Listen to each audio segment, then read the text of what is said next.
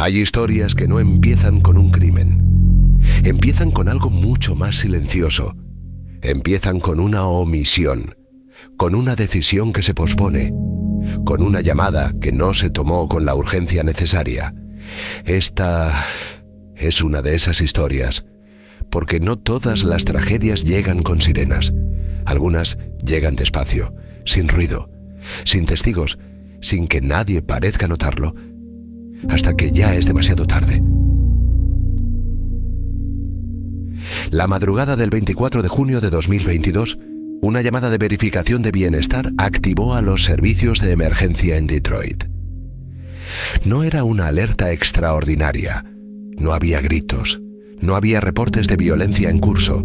Era una de esas llamadas que en el papel parecen rutinarias, de las que llegan todos los días, de las que muchas veces se resuelven sin consecuencias, pero algunas rutinas esconden tragedias. Desde el exterior, la casa no llamaba la atención. Una construcción de ladrillo envejecido, ventanas cerradas, un pequeño porche frontal, nada que destacara entre las demás viviendas del vecindario. En esa zona de la ciudad, el silencio no era extraño, era una forma de protección, una norma no escrita. Las casas no hablaban, y las personas habían aprendido con el tiempo a no preguntar. Al ingresar, los oficiales percibieron algo distinto. El aire era pesado, denso. Había un olor persistente, difícil de definir.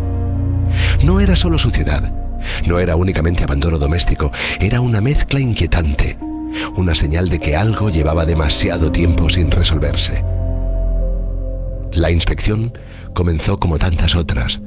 Habitaciones, pasillos, espacios comunes, todo parecía en la superficie funcional. Nada que justificara una reacción inmediata, nada que obligara a romper el protocolo. Pero el instinto policial rara vez se equivoca. Había algo que no encajaba, algo que no estaba donde debía estar. Una sensación difícil de explicar, pero imposible de ignorar. Al descender al sótano, la temperatura cambió. El ambiente se volvió más frío, más denso. En una esquina, casi oculto, había un congelador de arcón viejo. Estaba desconectado, cubierto de polvo. No parecía haberse usado desde hacía mucho tiempo. Ese detalle, insignificante para cualquiera, fue suficiente para detener a los agentes. Cuando levantaron la tapa, comprendieron que aquella visita de rutina había terminado. Dentro del congelador no había alimentos, había una bolsa negra, y dentro de ella, el cuerpo de un niño. El menor fue identificado como Chase Allen. Tenía 3 años. Era legalmente ciego.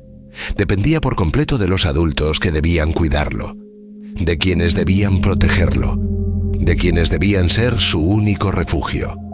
Había permanecido oculto allí durante meses, en silencio, sin que nadie preguntara por él, sin que el mundo se detuviera a notar su ausencia. Pero esta historia no es solo sobre lo que ocurrió esa noche, es sobre todo lo que ocurrió antes.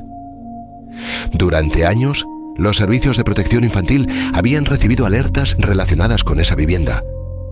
No una, no 2, 13 llamadas distintas, 13 advertencias, 13 intentos de romper el silencio.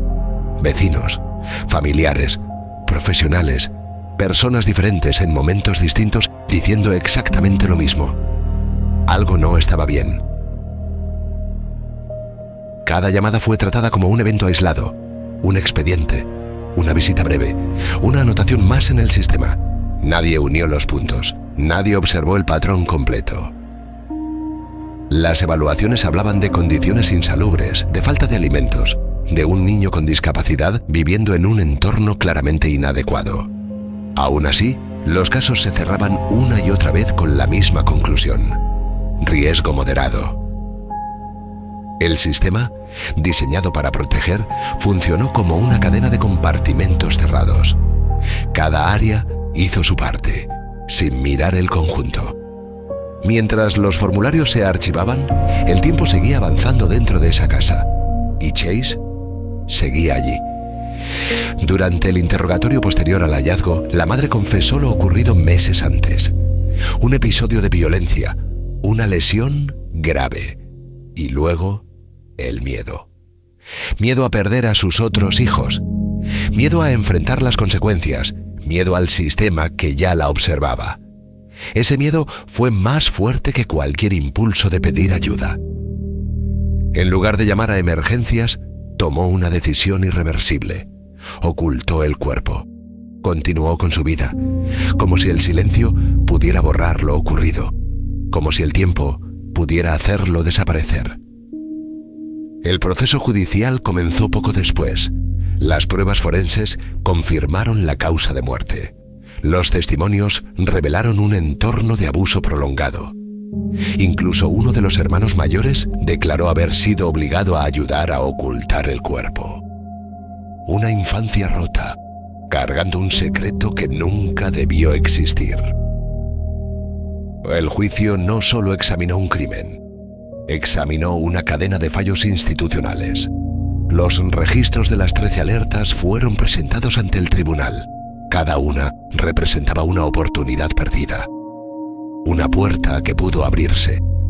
Una vida que pudo salvarse. En 2024, la sentencia fue dictada. Décadas de prisión por asesinato en segundo grado.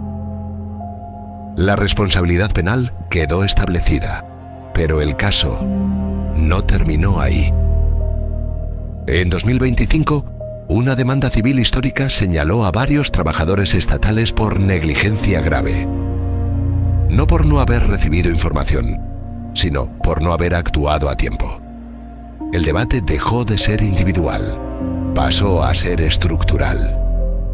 Hoy, la casa de esa calle es solo una dirección más en el mapa de Detroit. No hay placas, no hay memoriales, no hay señales visibles de lo que ocurrió allí. Pero la historia permanece. Porque algunas tragedias no ocurren de golpe, se construyen lentamente, llamada tras llamada, informe tras informe, silencio tras silencio. Y la pregunta final sigue sin respuesta clara. ¿Cuántas alertas deben acumularse para que una vida deje de ser un expediente administrativo y se convierta en una emergencia real? Porque cuando el sistema deja de escuchar, el silencio también puede matar.